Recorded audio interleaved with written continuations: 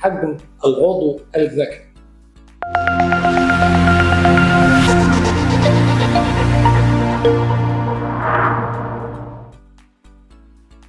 أهلا بيكم في حلقة جديدة من الحلقات اللي احنا بنجاوب فيها على معظم الأسئلة اللي بتجيلنا في مركز صحة الرجال. والنهاردة الموضوع بتاعنا عن حجم العضو الذكري.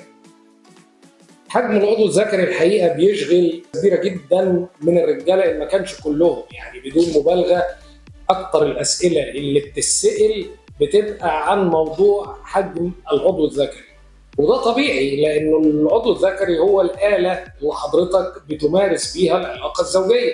فإذا ما كانتش الآلة اللي أنت بتمارس بيها العلاقة الزوجية مرضية، يبقى إذا العلاقة الزوجية نفسها مش هتبقى مرضية. أول حاجة، إيه هو الحجم الطبيعي للعضو الذكري؟ ده أول سؤال بيتسأل. طيب هنا الإجابة بتاعت السؤال ما بتبقاش بالبساطة دي، بمعنى يعني ما فيش حجم أي دكتور في الدنيا يقول لك ده حلو أو وحش، لكن السؤال لازم يتقسم لأكتر من سؤال. يعني رقم واحد، الحجم المرضي للعضو الذكري هو الحجم المرضي لحضرتك مع زوجتك.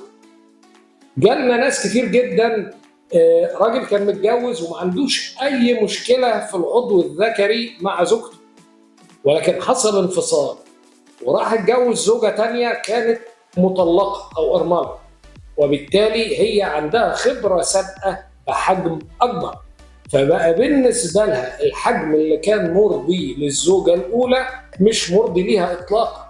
يعني هي بتقول لزوجها أنا مش حاسة بيك، رغم إن الزوجة الأولى مبسوطة.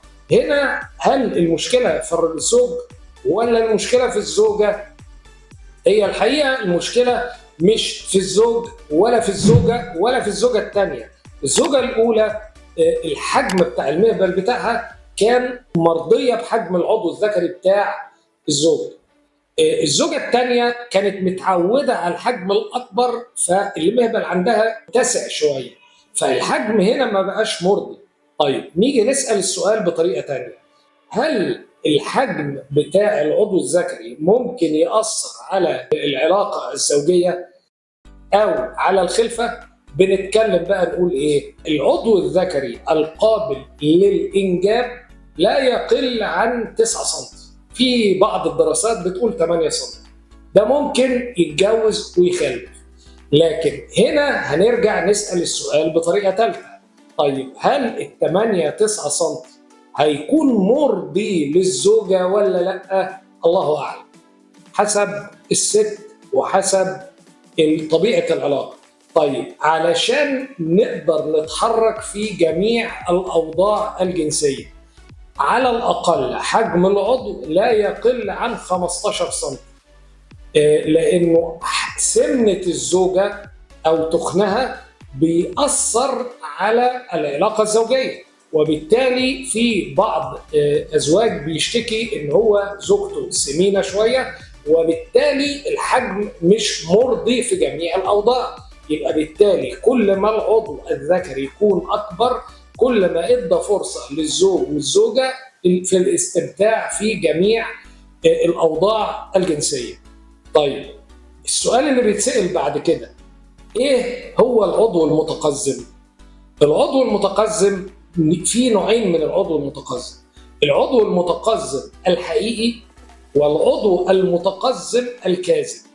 العضو المتقزم الحقيقي هو إن العضو أثناء الانتصاب يكون أقل من 8 سم، ده بنسميه العضو المتقزم. ولكن في بعض أنواع من العضو المتقزم بتبقى كاذبة. كاذبة ليه؟ بيبقى نتيجة إن الراجل أصلاً سمين جداً وعنده كرش مدلدل، وبالتالي الأعضاء التناسلية بتاعته بتبقى مدفونة. يعني إيه مدفونة؟